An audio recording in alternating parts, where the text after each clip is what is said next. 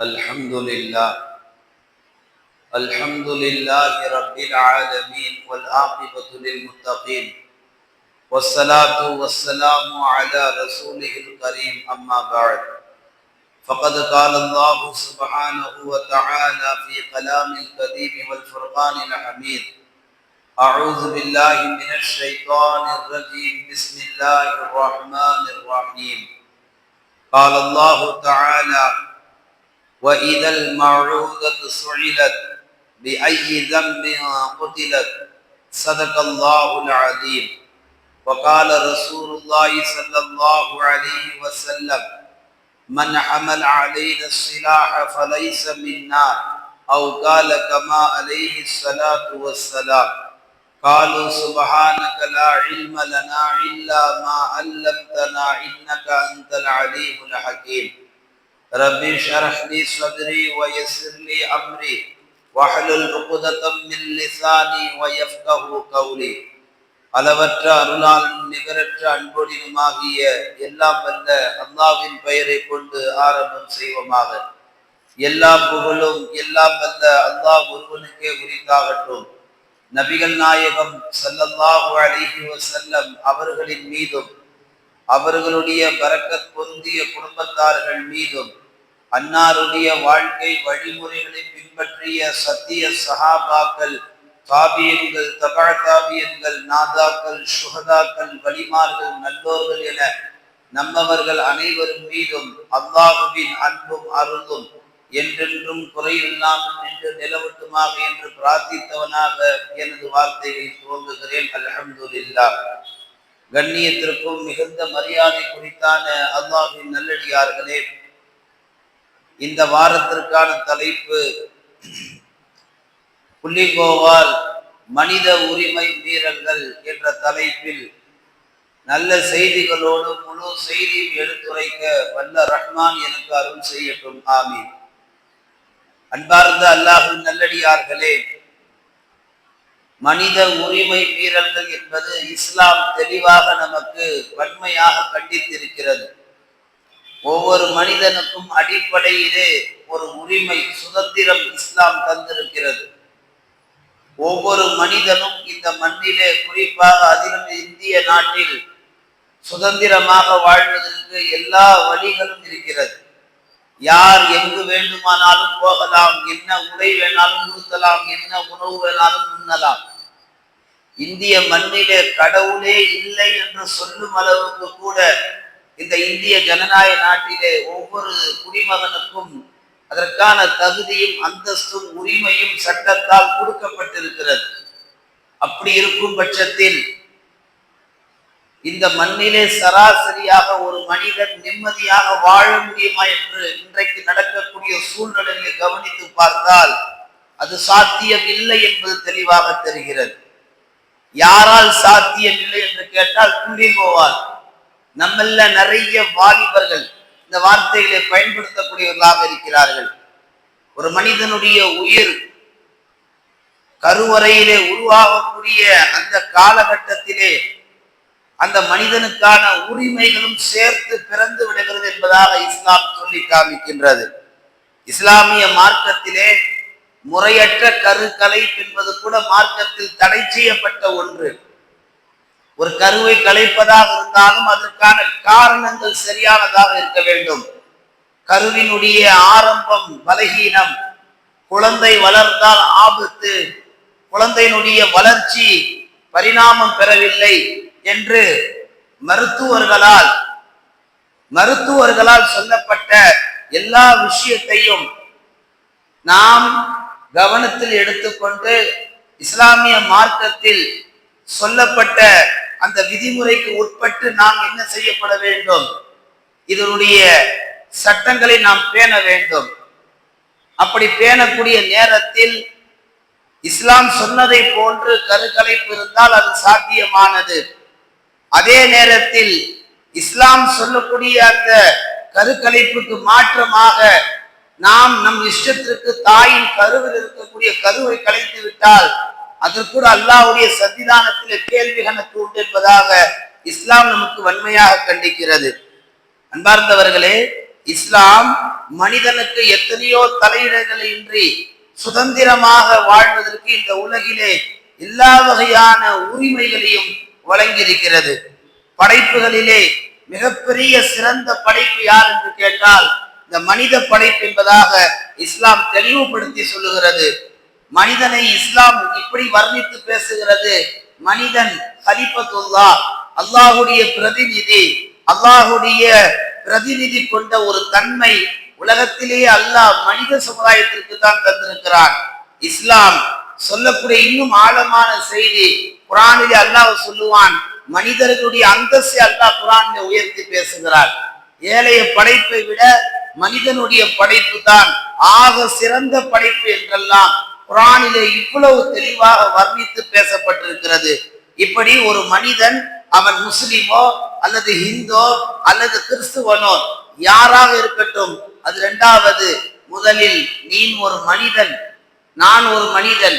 ஒரு மனிதன் இன்னொரு மனிதனை மதிக்க வேண்டும். உனக்கு வரக்கூடிய வலியும் வேதனையும் அது அப்படியே எனக்கும் வரும் என்ற அடிப்படை நியதி, அடிப்படை மனிதநேயம், அடிப்படை மனிதம், இவையெல்லாம் ஒவ்வொரு மனிதனுடைய உள்ளத்திலே சிந்தனையிலே ஆழமாக பதிய வேண்டும் என்று இஸ்லாம் நமக்கு தெளிவாக சொல்லி தருகிறது. இப்படி இஸ்லாம் எல்லாவற்றையும் சொல்லி தந்த இஸ்லாம் அதில் மனித உரிமைகளை மீறுதல் பற்றியும் மிக தெளிவாக சொல்லியிருக்கிறது. இவ்வளவு சொல்லப்பட்ட செய்திகளுக்கு மத்தியில் இன்றைக்கு குறிப்பாக இன்றைய வாலிபர்களுக்கு மத்தியிலே, இன்றைய இளைஞர்களுக்கு மத்தியிலே அப்படி ஒரு சொல்லை நம்மில் யாரும் யாரையும் கூப்பிட மாட்டார்கள், யாரும் யாரையும் அப்படி அழைத்திட கூட விரும்ப மாட்டார்கள். அப்படிப்பட்ட ஒரு மோசமான ஒரு சொல்லுதான் இன்றைக்கு இந்த சமூகத்திலே ஊடுருவி கொண்டிருக்கிறது. அந்த சொல் எப்படிப்பட்ட சொல் என்று சொன்னால், சமூக வலைதளங்களில் அந்த சொல் பிரபலியமானதாக இருக்கிறது. வாலிபர்களுக்கு மத்தியிலே பிரபலியமானதாக இருக்கிறது. இளைஞர்களுக்கு மத்தியிலே வரவேற்கத்தக்கதாக இருக்கிறது. அதுதான் புல்லிங்கோ. இந்த வார்த்தையை இளைஞர்களுக்கு மத்தியிலே சொல்லிவிட்டால் அந்த வாலிபனுக்கு காலு கட்டவரிலிருந்து தலை உச்சி வரைக்கும் ஜிவ்வுன்னு ஒரு கரண்ட் அவனுடைய உடம்பிலே பாய்கிறது. அந்த வார்த்தையுடைய அர்த்தம் என்ன என்பதை நீங்களே சமூக வலைதளங்களில் சென்று ஆய்வு செய்து பார்த்தால் அந்த வார்த்தைக்கான அர்த்தம் கடும் மோசமாக சொல்லப்பட்டிருக்கிறது. இந்த புல்லிங்கோ என்ற இந்த வார்த்தை இருக்கிறது, இது வட சென்னையினுடைய ஒரு பாஷை. அந்த பகுதியில் உள்ளவர்கள் பேசக்கூடிய ஒரு அடைமொழி. அந்த வார்த்தைக்கான நேரடி அர்த்தம் என்னென்று நீங்கள் ஆய்வு செய்தால் அந்த வார்த்தைக்கான அர்த்தங்கள் எல்லாம் வன்மையான மோசமான ஒரு சொல் என்பதாக சொல்லப்படுகிறது. அதாவது அப்படிப்பட்ட அந்த வார்த்தையை பயன்படுத்தக்கூடிய வாலிபர்கள் தங்களுடைய தலைமுடிகளை மோசமான ஒரு பரதேசி நிலையில வைத்திருப்பார்கள். தங்களுடைய ஆடைகள் மோசமான நிலையில் இருக்கும். தங்களுடைய பேச்சுக்கள் கேவலமான நிலையில் இருக்கும். தங்களுடைய ஒவ்வொரு செயல்பாடுகளும் சமூகத்தில் அருவருக்கத்தக்கதானதாக இருக்கும். இந்த வார்த்தை 2019ஆம் ஆண்டு சமூக வலைதளங்களிலே பதிவேற்க செய்யப்பட்டு இன்றைக்கு வரைக்கும் வாலிப சமூகத்திடத்திலே புல்லிங்கோ என்ற வார்த்தையை சொன்னாலே போதும், எல்லாரும் அதை வார்த்தையை கொண்டு உற்சாகத்துடைய உச்சத்திலே போய்விடுகிறார்கள். உண்மையிலே அந்த வார்த்தைக்கு நல்ல அர்த்தமாக இருந்தால் உலகமே அந்த வார்த்தையை தூக்கி கொண்டாடும், போற்றும். ஆனால் அந்த வார்த்தையுடைய அர்த்தம் படும் மோசமானது, கொச்சையானது. அந்த வார்த்தைக்கான நேரடி அர்த்தம் என்னன்னா, கெட்டவன், கேடு கட்டவன், மோசமானவன், அருவருக்கத்தக்கவன், எல்லா கெட்ட பழக்கம் உடையவன், எல்லா கெட்ட தன்மைகளும் சிந்தனைகளும் உடையவன் என்றெல்லாம் அந்த வார்த்தைக்கு அர்த்தங்கள் சமூக வலைதளங்களிலே பார்க்க முடிகிறது. இந்த வார்த்தையுடைய பின்னணி என்னன்னு கேட்டீங்கன்னா, புல்லிங்கோவால் மனித உரிமைகள் இன்றைக்கு மீறல் பட்டிருக்கு. கொஞ்ச நஞ்ச மனித உரிமை மீறப்படல, உச்சத்தை தாண்டி ஒரு மனிதனுக்கான அடிப்படை சுதந்திரம் இந்த மண்ணில இல்லாமல் போய்விட்டது. அன்பார்ந்தவர்களே, ஒரு கோழிய கத்தல் செய்யக்கூடியவன், ஒரு ஆட்டை கத்தல் செய்யக்கூடிய இடத்துல கூட ஒரு மனித நேயம் இருக்கும். ஒரு வாயில்லா பிராணி நாம் அறுக்கிறோம் என்ற ஒரு இரக்க தன்மை இருக்கும். கொஞ்சம் கூட ஈவு இரக்க தன்மை இல்லாத, மனித பிறவில சேர்த்திட முடியாத ஒரு மோசமான குணம் கொண்ட நிலைதான் இன்றைக்கு தமிழகத்திலே படும் மோசமான நிலைகள் உருவாயிருக்கிறது. கடந்த ஒரு வாரத்திற்கு முன்னால் திருத்தேனியில நடந்த சம்பவம் நம் எல்லோருக்கும் தெரிந்திருக்கும் என்று நான் நினைக்கிறேன். வட மாநிலத்திலிருந்து வேலைக்கு வந்த ஒரு 33 வயதுடைய ஒரு இளைஞன் ரயில்வே கேட்ல இருந்து இறங்கி ஓரமாக நடந்து வந்து கொண்டிருந்தவனை 4 வாலிபர்கள் ஏறக்குறைய ஒவ்வொரு வாலிபருக்கும் 17 வயது. சரியா ஒவ்வொரு வாலிபருக்கும் 17 வயது.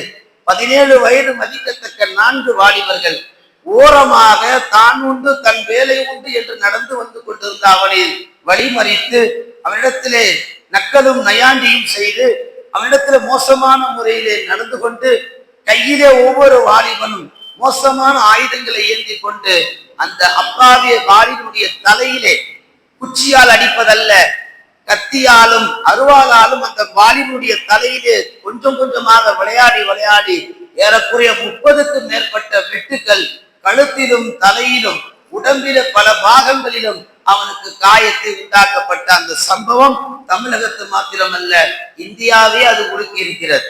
அரசியல் உள்ள எல்லா தலைவர்களும் இந்த நிலையை வன்மையாக கண்டனம் தெரிவித்திருக்கிறார்கள். ஒவ்வொரு மனிதனும் இது மிருகத்தன்மை செயல் என்பதாக தங்கள் கண்டனத்தை சமூக வலைதளங்களில் பதிவிட்டு வந்து கொண்டிருக்கிறார்கள். இப்படிப்பட்ட ஒரு அசாதாரண சூழலுக்கு மத்தியில் தான் இன்றைக்கு நாம் எல்லாம் வாழ்ந்து கொண்டிருக்கிறோம். அன்பார்ந்தவர்களே, மனித உரிமையை மீறுவது என்பது இஸ்லாம் எந்த காலத்திலும் அனுமதித்தது கிடையாது.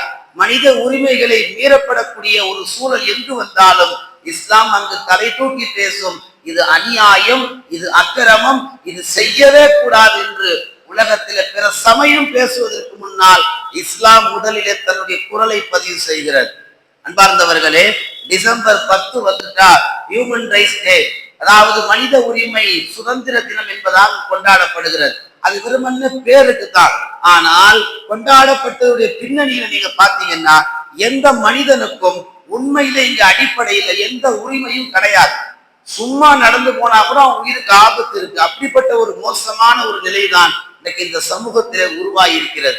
இதற்கான காரணங்கள், இதற்கான முழு காரணங்கள் யார் என்று நாம் ஆய்வு செய்து பார்த்தால் அந்த பிள்ளைகளுடைய பெற்றோர்கள் தங்கள் பிள்ளைகளை முழுமையாக தெளிவாக சரியாக அவர்கள் வளர்க்க தவிர இருந்தால் இந்த சமூகத்தில் அவர்கள் எல்லாம் உருமாறி இருக்கிறார்கள்.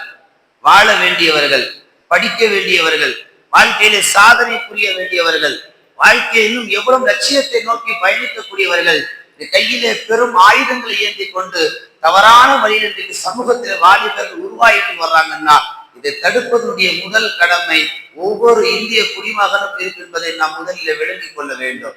வருட பிறப்பன்று, வருடத்துடைய கடைசி நாள் என்று ஊர் உலகத்தில் இருக்கக்கூடிய எல்லா மக்களும் ஒரு பொதுவெளியிலே ஒன்று கூடுகிறார்கள் வருடத்தை கொண்டாடுவதற்காக.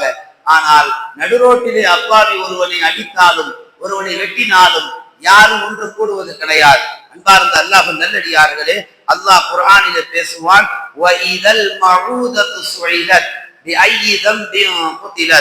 அல்லாஹ் சொல்லுவான், நீ எந்த காரணத்திற்காக கொல்லப்பட்டாய், எந்த காரணத்திற்காக உயிரோடு நீ புதைக்கப்பட்டாய் என்று அல்லாஹ் குர்ஆனிலே யார் யாரெல்லாம் ஒரு உயிரை அப்பாவியாக கொலை செய்கிறார்களோ, உயிரோடு புதைக்கிறார்களோ அதற்கும் அல்லாஹ்விடத்திலே கேள்வி கணக்கு என்பது அல்லாஹ் குர்ஆனிலே பேசுகிறார். ஆரம்ப காலகட்டத்திலே மக்கமா நகரிலே அரபியர்களிடத்துல பெண் பிள்ளைகள் பிறந்து விட்டால் அதை உயிரோடு புதைத்து விடுவார்கள். அப்படி உயிரோடு புதைக்கப்பட்ட அந்த குழந்தையை கூட அல்லாஹ் என்ன செய்வானான், எந்த காரணத்திற்காக நீ உயிரோடு புதைக்கப்பட்டாய் என்ற காரணம் கொலை செய்யப்பட்டவனிடத்தில் கேட்பதை விட யார் கொலை செய்யப்பட்டார்களோ அவனிடத்தில் அல்லாஹ் கண்டிப்பா விசாரித்து குர்ஆனிலே தெளிவுபடுத்தி பேசுகிறான்.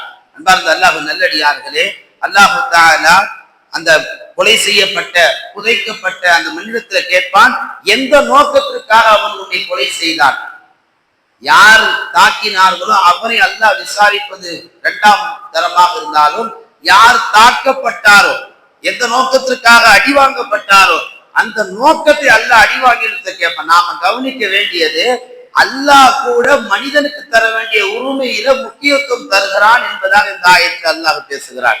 அடிச்சவனை தானே முதல்ல விசாரிக்கணும், தாக்கினவன் தானே முதல்ல கேட்கணும். ஆனா அல்லாஹ் இங்க என்ன செய்யறான், யார் தாக்கப்பட்டாரோ, யார் அனிதத்திற்கு உள்ளாக்கப்பட்டாரோ அவரை அல்லாஹ் மறுமை நாளில முதலில் விசாரிப்பான், எந்த காரணத்திற்காக நீ கொலை செய்யப்பட்டாய் என்று. இதனுடைய நோக்கம் என்ன, பாதிக்கப்பட்டவனுக்கு அல்லாஹ்வின் பக்கம் உள்ள நியாயம், பாதிக்கப்பட்டவன் பக்கம் அல்லாஹ் நிற்கிறான் என்ற ஒரு கண்ணியமான நியாயத்தை இஸ்லாம் நமக்கு சொல்லி புரிய வைக்கின்றது. அன்பார்ந்த அல்லாஹ் நல்லடியார்களே, இன்றைக்கு ஒரு காலம் இருந்தது, வீரத்திற்காக சண்டை போட்டவர்கள், நியாயத்திற்காக சண்டை போட்டவர்கள், கொள்கைக்காக சண்டை போட்டவர்கள், ஒரு காலத்தில் இப்படி கொள்கைக்காக சண்டையிட்டு தங்கள் உயிர்களை மாய்த்து கொண்ட வரலாறு எல்லாம் நமக்கு தெரியும். இஸ்லாத்திலும் இருக்கிறது, வேற பிற சமயத்தினுடைய மதத்திலும் இருக்கிறது. ஆனால் இன்றைக்கு காலம் எப்படி ஆகிவிட்டது? காலம் செல்ல செல்ல பொழுதுபோக்குக்காக, ரீல்ஸுக்காக, லைக்ஸுக்காக, பிறர் நம்மை பார்க்க வேண்டும் என்பதற்காக வேண்டி இன்றைக்கு என்ன செய்கிறார்கள்? ஒரு கோழி ஆட்டை கூட அப்படி செய்ய மாட்டாங்க. ஒரு ஆறறிவு மனிதன் என்ன செய்கிறார்கள்? மனிதநேயமற்று, இரக்கத்தன்மையற்று, அவனை கொடூரமான முறையிலே தாக்கக்கூடிய ஒரு சூழல் தான் இன்றைக்கு இந்த சமூகத்திலே உருவாகியிருக்கிறது. இப்படிப்பட்ட இந்த நிலையை நம்மில் எத்தனை பேர் என்ன சொல்லுகிறார்கள்? அவர்கள் எல்லாம் புள்ளிங்கோ, அவர்கள் எல்லாம் ஒன்றும் கேட்கக்கூடாது, அவங்க கிட்ட போனாலே டேஞ்சரு, அவங்க ரொம்ப ஆபத்து. அந்த டேஞ்சரு, அந்த ஆபத்து இவரெல்லாம் உருவாக்கியது யார்? இந்த சமூகம் தான். யாரும் பிறக்கும் போது தவறானவன் அல்ல. எத்தனையோ பாடல் வரிகள் தெளிவாக நமக்கு இருக்கிறது. எந்த குழந்தையும் நல்ல குழந்தை பிறக்கையிலே அது நல்லவனாகுவதும் தீயவனாகுவதும் அன்னையுடைய வளர்ப்பில் என்ற எத்தனையோ பாடல் வரிகள் எல்லாம் நமக்கு நினைவூட்டப்படுகிறது.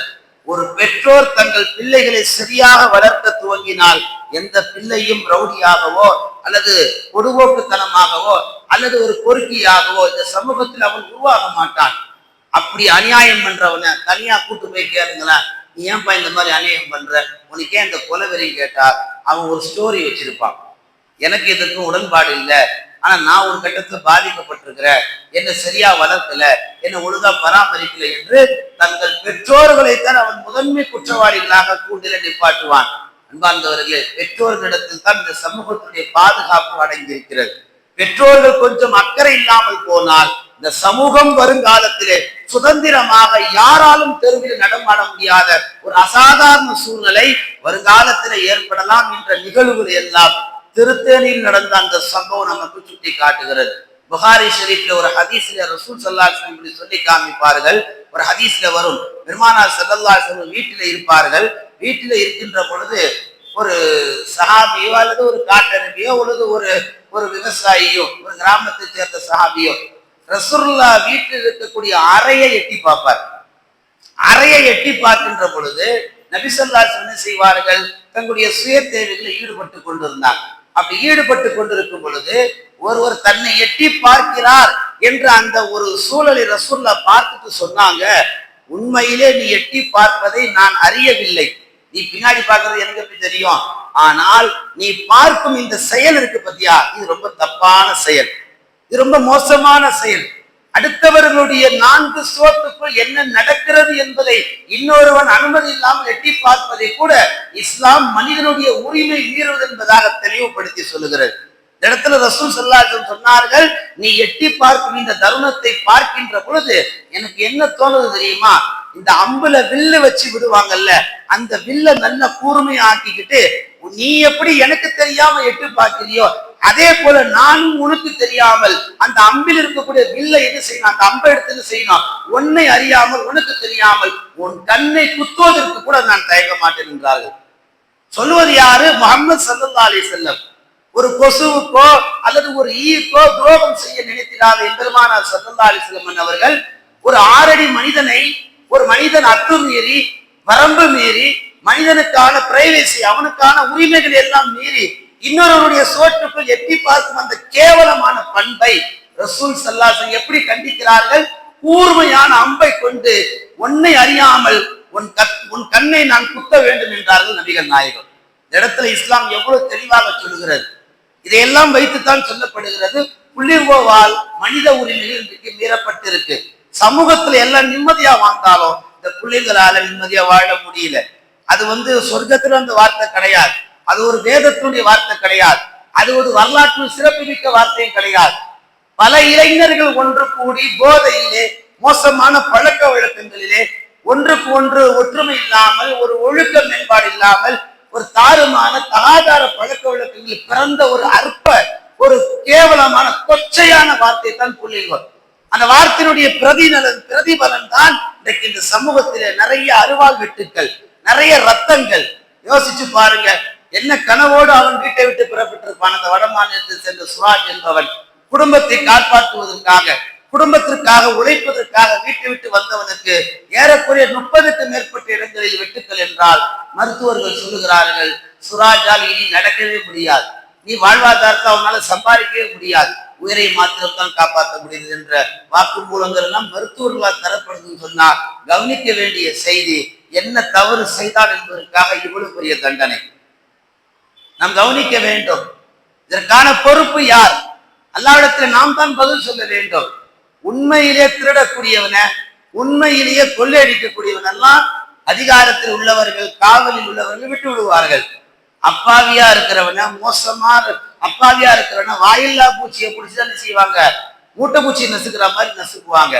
இவ்வளவு பெரிய அநியாயம் செய்யக்கூடியவர்களெல்லாம் ஏறக்குறைய 3 ஆண்டு காலத்தில் வெளியே வரக்கூடிய ஒரு சூழல் இன்றைக்கு உருவாக்கப்படுகிறது. இந்தியாவில் ஒரு மாநிலத்தில் என்ன செய்யப்படுது தெரியுமா? ஒருவனை தாக்கினால் அவன் சிறைக்கு செல்ல வேண்டும். 20 நாளில் அல்லது 1 மாத காலத்தில் அவன் மீண்டும் ஜாமீனில் வெளியே வருவதற்கான எல்லா சூழலும் அதிகாரபூர்வமாக செய்யப்படுகிறது. செலவு பண்ண வேண்டிய டப்ப செலவு பண்ணிட்டா எப்பேற்பட்ட தவறு செய்தாலும் 3 மாதத்தில் அவன் வீதிக்கு வந்து விடுவான் என்ற ஒரு அக்கறை இல்லாத, ஒரு பாதுகாப்பு இல்லாத ஒரு சூழல் தான் இன்றைக்கு இந்த சமூகத்தில் உருவாகி கொண்டிருக்கிறது. இப்படிப்பட்ட நிலைகளுக்கு மத்தியிலே எதிராளிகளையோ அல்லது துரோகிகளையோ அல்லது மோசமான பண்பு கொண்ட மனிதர்களையோ உருவாக்கக்கூடியவர்கள் யாரும் கிடையாது, நாம் மட்டும்தான். நம் பெற்றோர்கள், நான் ஆரம்பத்தில் சொன்னதை போன்று ஒரு முஸ்லீமோ அல்லது ஒரு இந்து அல்லது ஒரு கிறிஸ்துவரோ யாராக இருக்கட்டும், பெற்றோர்கள் முறையானவர்களாக தங்கள் பிள்ளைகளை வளர்க்க துவங்கினால் இந்த சமூகத்துல ஏதுங்க மோசமான பண்புகளுக்கு இளைஞர்கள் ஆளாவாங்க. போலீஸ் ஸ்டேஷன்ல, நீதிமன்றங்கள்ல அதிக புகார் பட்டியல வாலிபர்கள் பேர் தான் இருக்கு. நாளைக்கு பரீட்சை வச்சிருக்கிறவ, நாளைக்கு இன்டர்வியூக்கு போகக்கூடியவெல்லாம் இன்னைக்கு எஃப்ஐஆர்ல பேர் பதிவாயிருக்கு. இதற்கெல்லாம் காரணம் என்ன? புள்ளிங்கோ. அந்த வார்த்தை என்றைக்கு இந்த சமூகத்தை வாலிபர்கள் கையில தூக்குனாங்களோ அன்றையிலிருந்து அவர்களுக்கு மத்தியில ஒரு வகையான கேடுகட்ட கெத்து வந்துருச்சு. நான் மாசு, எனக்கு தான் எல்லாம் தெரியும், என்னை கண்டா எல்லோரும் பயப்பட வேண்டும் என்றெல்லாம் அந்த வார்த்தை இன்றைக்கு வாலிபர்களை அது உற்சாகப்படுத்தி கொண்டிருக்கிறது. அது சாதாரண வார்த்தை அல்ல, நம் ஈமானை பறிக்கக்கூடிய வார்த்தை, நம்முடைய மானம் மரியாதையை பறிக்கக்கூடிய வார்த்தை, நம்முடைய நிம்மதி எதிர்கால லட்சியத்தை பறிக்கக்கூடிய வார்த்தை எல்லாம் உலமாக்களுடைய வட்டாரத்தில் நமக்கு தெளிவாக சொல்லப்படுகிறது. அதே புகாரி ஷரீஃபில் இன்னொரு சம்பவம் வரும். பெருமானார் ஸல்லல்லாஹு அலைஹி வஸல்லம் அவர்கள் வீட்டிலே அமர்ந்திருப்பார்கள்.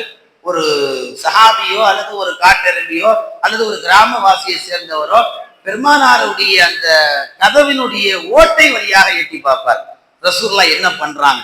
அப்படி எட்டி பார்க்கும்போது ரசூல் ஸல்லல்லாஹு அலைஹி வஸல்லம் என்ன செய்யறாங்க, ஈர்வழி சீப்பால என்ன செய்யறாங்க, தங்களுடைய தலையை கோதி கொண்டுக்கிறாங்க. பொதுவா நாமெல்லாம் வீட்டுல இருந்தா என்ன செய்வோம், ஒரு 10 மணிக்கு மேல நாஸ்டா பண்ணதுக்கு பின்னாடி நல்லா முடி இருக்கிறவங்க சொல்ல வர, முடி இல்லாத பிரச்சனை இல்லை, நல்லா காத்து வாங்கலாம். முடி நிறைய இருக்கிறவங்க செய்வாங்க, தங்களுடைய முடியை கோதிக்கிட்டு இருப்பாங்க. ஏதாவது பேர் இருக்கா, அழுக்கு இருக்கா, பொழுது இருக்கா.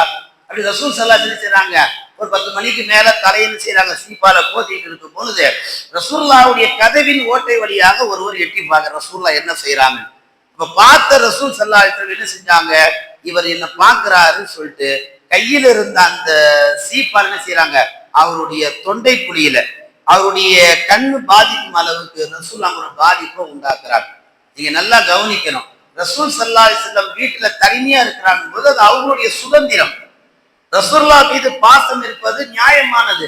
அதற்காக பாசத்தை காரணமாக காட்டி ஒருவருடைய தனிமையில இன்னொருவர் எட்டி பார்ப்பது என்பது, அவர் என்ன செய்யறார் என்று கொஞ்சம் ரகசியமாக பார்ப்பது என்பது இஸ்லாத்துல ரசூலுல்லாஹ் அன்னைக்கே தடை செஞ்சு, இது மனித உரிமை மீறுதல் என்றார் ரசூலுல்லாஹ். இதெல்லாம் ஆரம்பத்தில் நாம் கண்டித்திருந்தால், இன்றைய வாலிபர்கள் தங்களை புலிங்கோ என்று சொல்லிக்கிட்டு அலையறாங்கல்ல, இப்படிப்பட்டவர்களை ஆரம்ப கால ஸ்டேஜிலேயே நல்ல கம்பிய பழுக்க காய்ச்சி வாயில ஒண்ணு வச்சிருந்தா அந்த பிள்ளைகள் இன்றைக்கு இந்த சமூகத்திலே மோசமானவர்களாக உருவாயிருப்பாங்களா? யாருக்காவது ஆசை இருக்குமா, தான் ஜெயிலுக்கு போனோம், தான் வாழ்க்கையை நாசமாக்கிக்கணும், தனக்கு கெட்ட பேரை உண்டாக்கணும் யாராவது நினைப்பார்களா? சூழல் தான் அவர்கள் எப்படி நினைக்க. அந்த சூழலுக்கு ஆழமான காரணம் பெற்றோர்கள். அந்த பெற்றோர்கள் முறையானவர்களாக அவர்களை வளர்த்திருந்தால் ஏன் இந்த கேடுகட்ட நிலை? அன்பார்ந்த அல்லாஹ் நல்லடியார்களே, பெருமானார் ஒவ்வொரு நிலையிலையும் இந்த உம்மத்தை செதுக்கி இருக்கிறார்கள். இப்படி ரசூல் ஸல்லல்லாஹு அலைஹி வஸல்லம் தங்கள் தலையை கோதிக் கொள்ளக்கூடிய நேரத்திலும், அதை தங்களுடைய அங்க உறுப்புகளை அல்லது தங்களுடைய அங்கத்தை சரி செய்து கொள்ள நேரத்திலும் ஒருவர் மறைமுகமாக எட்டி பார்ப்பதை ரசூலுல்லாஹ் விட்டு இருந்தால், பார்த்துட்டு போறார், நம்ம சஹாபி தானே, நம்ம தோழர் தானே, பார்த்துட்டு ரசூலுல்லாஹ் அதை கேர்லெஸ்ஸா விட்டு இருந்தா அடுத்து என்ன நடந்திருக்கும்? ரசூலுல்லாஹ் குடிப்பதை எட்டி பார்த்திருப்பார்கள், ரசூலுல்லாஹ் ஆடை மாற்றுவதை எட்டி பார்த்திருப்பார்கள், ரசூலுல்லாஹ் தனிமை என்ன செய்கிறார் என்றெல்லாம் ஒவ்வொரு ரகசியத்தையும் அவர்கள் அனுமதி இல்லாமல் எட்டி பார்த்த சூழல் உண்டாகும்.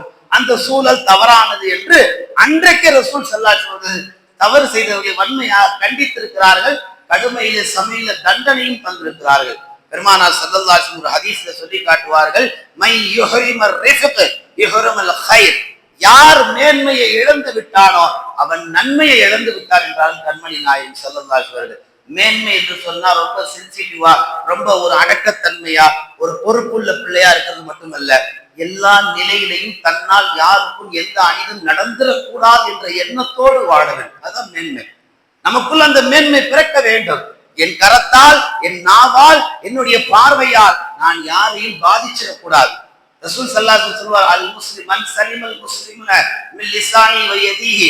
ஒரு உண்மையான முஸ்லிம் யார் என்று சொன்னால் தன்னுடைய நாவாலேயோ தன்னுடைய கரத்தாலேயோ பிற முஸ்லிமுக்கு தொந்தரவு தராமல் வாழுகிறான் பாருங்க, அவன்தான் உண்மையான முஸ்லிம். இங்க தொழக்கூடியவனையோ அல்லது குர்ஆன் ஓதக்கூடியவரையோ அல்லது தொடர்ந்து இஸ்லாமிய மார்க்கத்துல நிலையா நிலைச்சிருக்கிற ரசூலுல்லாஹ் இங்க அடையாளப்படுத்தல. பிற முஸ்லிமுக்கு தொந்தரவு தராதவன் தான் பியூர் முஸ்லிம் நாங்க ரசூல் ஸல்லல்லாஹு அலைஹி வஸல்லம். இன்னைக்கு பெரிய பெரிய அருவாள்களால் பெரிய பெரிய பட்ட கத்தியால் கையில எப்பவுமே பாக்கெட்ல இடுப்புல சொருவிக்கிட்டு கேட்டா காவல் அதிகாரிகள்கிட்ட சொல்லக்கூடிய ஸ்டேட்மெண்ட் என்ன? எங்களுடைய பாதுகாப்புக்காக நாங்க வச்சிருக்கிறோம் சார். என்ன ஒருத்தன் தாக்கிட்டாங்க, நாங்க அவங்களை தாக்க வச்சிருக்கிறோம். இந்த தாக்குதல், இந்த பகை வெறி இதெல்லாம் எங்கிருந்து உருவாகுது? பெற்றோர்களிடத்துல உருவாகுது. நீங்க உங்க பிள்ளைகளை சரியா வளர்க்க தவிர காரணத்தினால்தான் இது போன்ற தேவையில்லாத வெட்டி வேலைகள், தேவையில்லாத பகமை எல்லாம் இந்த சமூகத்தில் இன்றைக்கு குலவெறிகளாக மாறிக்கொண்டு இருக்கிறது. அன்பார்ந்த அல்லாஹ் நல்லடியார்களே, பெருமானார் ஸல்லல்லாஹு அலைஹி வஸல்லம் சொல்லி காமிப்பார்கள், இப்படி வரம்பு மீறக்கூடிய வாலிபர்களை நபிகள் நாயகம் அன்றையே கண்டித்திருக்கிறார்கள். அது மிகப்பெரிய தவறு என்று நமக்கு உணர்த்தியிருக்கிறார்கள்.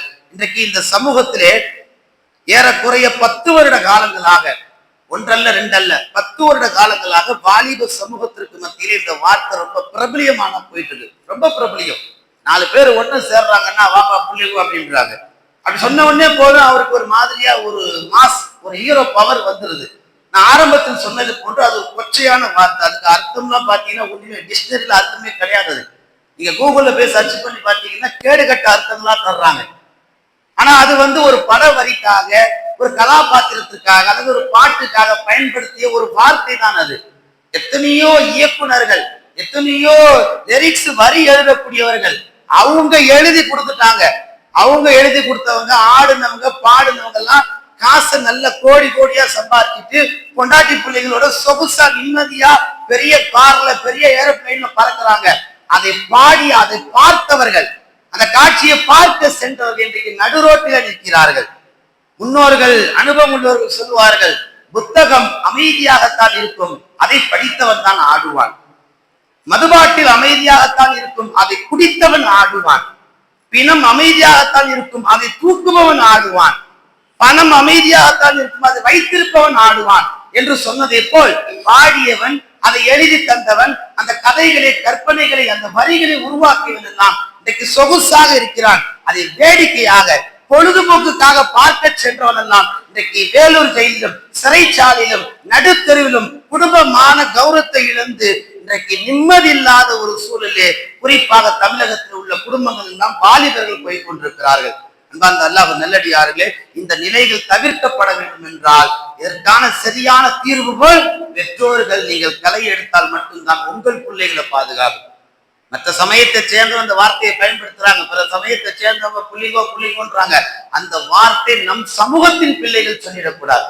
மற்ற மதரசாக்கு வரக்கூடிய மாணவர்களுடைய கரங்க உஸ்தாதுமார்கள் பரிசோதிக்கணும். கையில கருப்பு கலர்ல ஒண்ணு போட்டுக்கிறான், கருப்பு கலர்ல ஒரு ரிங்கு போட்டுக்கிறான், கருப்பு கலர்ல ஒரு செயின் போட்டுக்கிறான். கேட்டா அவனுக்கு 7 வயசு 10 வயசுன்னு அவனை கண்டுக்காம விட்டுறோம். அது அப்படி விட்டதுனாலதான் ஒரு 10 வருஷம் கழிச்சு மட்டும் பயங்கரமானவனாக இந்த சமூகத்துல அவன் உருவாகுறான். அவனை கூப்பிட்டு 10 வயசுலயே இது வேணாம்பா, இது ஆகாது, இது தவறு, நீ மோதிரம் போன ஆசைப்படுறியா வெளியில போடு, நீ கையில ஏதாவது போன ஆசைப்படுறியா குருமாத்து வெளியில போடு, நீ ஏதாவது கழுத்துல போன ஆசைப்படுறியா குருமாத்து சைனா வெளியில போட்டுக்கோ, இந்த கலர்ல வேணாம்பா.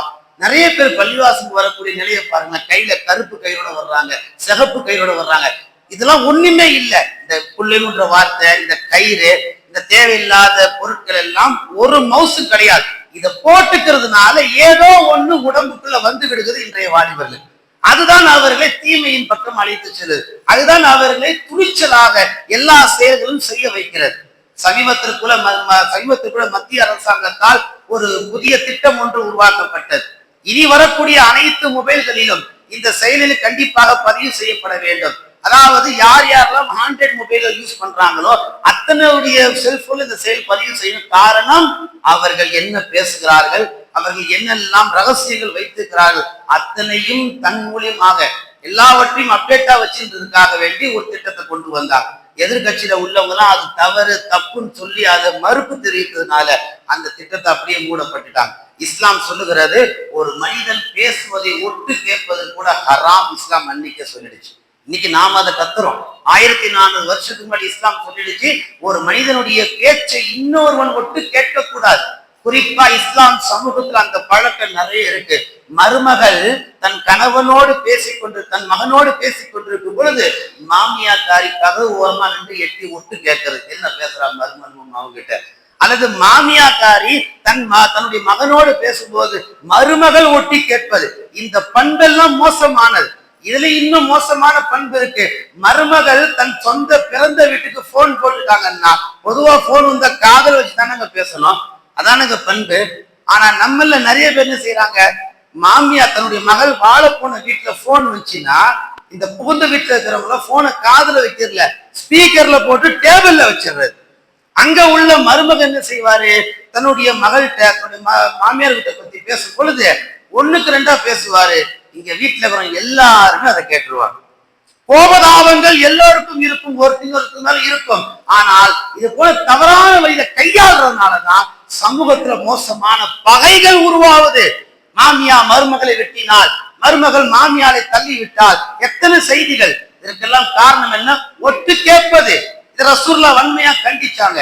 அடுத்து ரசூலுல்லாஹ் சொன்னாங்க, ஒரு ரகசியம் பேசுவதை கூட நீங்கள் அதை பாதுகாக்க பழகிக் கொள்ளுங்கள். நம்மள்கிட்ட நிறைய பேர் சமயங்கள்ல ரகசியம் சொல்லுவாங்க. அப்படி நிறைய பேர் ரகசியம் சொல்றவங்கள பாருங்களேன், அவங்களுடைய உடல் பாவனை வேற மாதிரி இருக்கும். லெப்ட்ல பார்ப்பாங்க, ரைட்ல பார்ப்பாங்க, திருப்பி பார்ப்பாங்க, அப்படி பார்ப்பாங்க. பார்த்துட்டு அதுக்கப்புறம் தான் சொல்ல ஒரு விஷயத்தையும் சொல்லுவாங்க. காரணம் என்ன, இது அவ்வளவு முக்கியமானது. ரசூலுல்லாஹ் சொல்றாங்க, ஒரு ரகசியத்தை யார் பாதுகாக்கிறாரோ அவர் தான் பரிபூர்ண முஃமின் என்றாங்க. அனஸ் ரலியல்லாஹு சொல்லி காமிக்கிறாங்க, ரசூலுல்லாஹ்ட்ட நான் 10 வருஷம் வேலை செஞ்சேன். சிறுவர்கள் மத்தியில நான் விளையாடி கொண்டிருக்கும் பொழுது ஒரு வாட்டி ரசூலுல்லாஹ் என்கிட்ட வந்து யா அனஸே என்று என்னை கூப்பிட்டாங்க. நான் கிட்ட போய் என்னன்னு கேட்டேன். ரசூலுல்லாஹ் ஒரு அலுவலகத்துக்கு என்ன அனுப்பி வச்சாங்க. நான் அந்த அலுவலகத்துக்கு போய் அந்த வேலையை முடிச்சுட்டு வீட்டுக்கு வர்றதுக்கு தாமதம் ஆயிடுச்சு. என்னுடைய தாயார் கேட்டாங்க, அனஸே ஏன் இவ்வளவு தாமதம்? அப்ப நான் சொன்னேன், ரசூல் ஸல்லல்லாஹு அலைஹி வஸல்லம் என்ன ஒரு வேலைக்காக அலுவலகத்துக்கு அனுப்பினாங்க.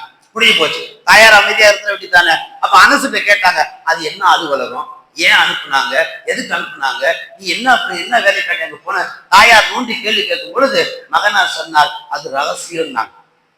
அம்மாட்ட சொல்றதுக்கு என்னங்க இருக்குது, அம்மா என்ன வெளியே காட்டி கொடுக்க போறாங்க, எப்படி வாழ்ந்துருக்கிறாங்க பாருங்க தாயும் மகனும்.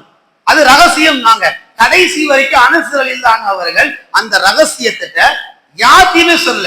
சாபித் ரலியல்லாஹு பார்த்து சொன்னாங்க, சாபித்தே, ரசூலுல்லாஹ் சொன்ன அந்த ரகசியத்தை நான் என் தாயார்ட்ட கூட சொல்லல, உங்ககிட்ட கூட சொல்லலாம், இருந்தாலும் நான் சொல்ல மாட்டேன்னா. மவுத்து வரைக்கும் இன்னைக்கும் புகாரி ஷரீஃப்ல ரசூலுல்லாஹ் கூப்பிட்டாங்கன்ற ஹதீஸ் இருக்கு. அலுவலகத்துக்கு போங்க அப்படின்னு சொன்னாங்க, ஹதீஸ் இருக்கு. எதுக்கு போங்க, என்னத்துக்கு போங்க, என்ன வேலைக்கு அனுப்புனாங்க என்ற டீட்டெயில்லாம் புகாரில நீங்க எங்க தேடினாலும் அந்த ஹதீஸ் கிடைக்காது. அனஸ் ரலியல்லாஹு மௌத்தா போற வரைக்கும் எதனால ரசூல் அனுப்புன ரகசியத்தை முழுசா பாதுகாத்தாங்கன்னா நாம கவனிக்க வேண்டியது, மனித உரிமை பாதுகாப்பது இஸ்லாம் நமக்கு தெளிவாக சொல்லி தருகிறது. ரகசியத்தை பாதுகாப்பது இஸ்லாம் தெளிவாக சொல்லி தருகிறது. ஒரு விஷயத்தை ஒட்டு கேட்பது இஸ்லாம் வன்மை என்பதாக கண்டிக்கிறது. ரசூல் ஸல்லல்லாஹு அலைஹி வஸல்லம் ஒரு முறை நடந்து வரும்போது ஒரு கம்ப்ளைண்ட் ரசூலுல்லாஹ் தர்பாருக்கு வந்தது. என்னன்னா, ரசூலுல்லாஹ் காலத்துல ஒருத்தர் வாழ்ந்தார். பார்க்க ஆளு நல்லா ஒற்றன்பூச்சி மாதிரி ஒல்லியா இருப்பார், ரொம்ப ஒல்லியா இருப்பார். அப்ப வரும்போது என்ன பண்ணாரு, எதிரில் வந்து ஒரு பெண்ணு கிட்ட தவறா நடந்துடுறாங்க. இது ரசூலுல்லாஹ்வுடைய தர்பாருக்கு போய் ரசூலுல்லாஹ் அந்த ஒல்லியா இருக்கிற மனிதரை கூப்பிட்டு வாங்கன்னா, என்ன பண்ணீங்க, ஜினா பண்ணிட்டேன் அப்படின்னா 100 சாட்டி அடி கொடுங்கன்னா. சஹாபாக்கெல்லாம் சொன்னாங்க, ஆளை பார்க்க இங்க இருக்கிறாரு, அவர் போய் 100 சாட்டி அடியா, ஒரு அடியில போயிடுவார், வேணா யார சொல்லலாம். ரசூலுல்லாஹ்ட்ட அந்த தண்டனைக்கு கொஞ்சம் வலுவை குறைக்க சஹாபாக்கள் ட்ரை பண்றாங்க. ஆனா ரசூலுல்லாஹ் என்ன செய்யறாங்க, இப்ப தண்டனையை நிறைவேற்றி ஆகணும். இப்ப அவர் ஹாலாத்தை பார்க்கணும் படு மோசமா இருக்கு, ரொம்ப ஒல்லியா இருக்கிறார், சூனா கீழே ஊந்துருவார், அப்படி இருக்கிறார், ஜினா செஞ்சிருக்கிறார். கடைசியில ரசூல் என்ன பண்ணாங்க, ஒவ்வொரு குச்சியா 100 குச்சியை எடுத்து வாங்கினாங்க. 100 குச்சியை கொண்டாந்து 100 அடி அடிக்கணும் இல்ல, 100 அடி அடிச்சா தாங்க மாட்டாரு, 100 குச்சியை ஒன்னா சேர்த்து ஒரு அடி உடம்புல அடிங்கன்னாங்க. தண்டனையை நிறைவேற்றிட்டாங்க. இடத்துல ரசூலுல்லாஹ் சொல்லி காமிக்கிறாங்க, அவர் உடல் கண்டிஷனை பொறுத்து தான், அவருடைய ஹாலாத்தை வச்சுதான் நான் தண்டனையில் அப்படி ஒரு சலுகையை காமிச்சேன் என்று ரசூல் ஸல்லல்லாஹு சொல்லி காட்டுகிறார். சொன்னா ஒரு உயிரை எவ்வளவு எவ்வளவு பாதுகாக்கப்பட வேண்டும், கொடுத்தவன் தான் எடுக்க வேண்டும் என்ற ஒரு உறுதியில் ரசூல் ஸல்லல்லாஹு அன்றைக்கு வாழ்ந்து காமிக்கிறார். இன்னைக்கு அது கிடையாது, அசாதாரண சூழ்நிலை. ஏதோ காக்கா கழுத்து சீவுற மாதிரி, கோழி கழுத்து சீவுற மாதிரி, ஆட்டு கழுத்து சீவுற மாதிரி அந்த வீடியோ சமூக வலைதளம் நீங்க எல்லாரும் பார்த்திருப்பீங்கன்னு நினைக்கிறேன். பார்த்தவனுடைய உள்ளங்கள் எல்லாம் பதப்பதைத்தது. அப்படி ஒரு கத்தியை வச்சுக்கின்னு மோசமான முறையில அவன் தலையில கொஞ்சம் கொஞ்சமா தட்டி தட்டி கூட இருக்கிறவன் சொல்றான், டே தம்பி தலை ஓபன் ஆயிடுச்சுரா, அவன் அதை மீறி அவன் என்ன செய்யறான் வெட்டுறான்னு கேட்டீங்கன்னா எவ்வளவு ஒரு மோசமான பகமையான வாழ்வு சமூகத்துல உருவாயிருக்கு. இதற்கெல்லாம் அடிப்படை காரணம் என்ன, அந்த புள்ளிங்கோ. அந்த புள்ளிங்கோன்ற வார்த்தையை தயவு செய்து இஸ்லாமிய வாலிபத்தை சேர்ந்த வாலிபர்களே நீங்க பயன்படுத்திடாதீங்க. நீங்க பயன்படுத்தினீங்கன்னா அந்த உணர்வுகள் உங்கள் உள்ளத்திலும் வரும். நாளை நம் இஸ்லாமிய சமூகத்தை சேர்ந்தவனும் இந்த செயல் செய்வானா என்று ஆச்சரியம் அல்ல, கண்டிப்பாக செய்வான் என்ற ஒரு எதிர்காலம் இந்த சம்பவம்ல நமக்கு புரிய வைக்கிறது. எல்லாம் வல்ல அல்லாஹ் தஆலா நம்முடைய வாலிபர்களை இது போன்ற கேவலமான பண்பு கெட்ட ஒரு பழக்க வழக்கத்தில் முழுமையாக பாதுகாத்து வாழும் காலம் எல்லாம் ஒரு சிறப்பான ஒரு தூய்மையான வாழ்க்கை வாழக்கூடிய வாலிபர்களாக அல்லாஹ் நம் சமூக வாலிபர்களை உருவாக்குவானாக. உலகில் வாழக்கூடிய அனைத்து மனிதர்களுக்கும் அல்லாஹ் தஆலா ஒரு நிம்மதியான சூழலை உண்டாக்கி தருவான் என்று கூறி என் வார்த்தையை நிறைவு செய்கிறேன். ஆமீன். வ ஆகிரு தஅவானா அனில் ஹம்துலில்லாஹி ரப்பில் ஆலமீன்.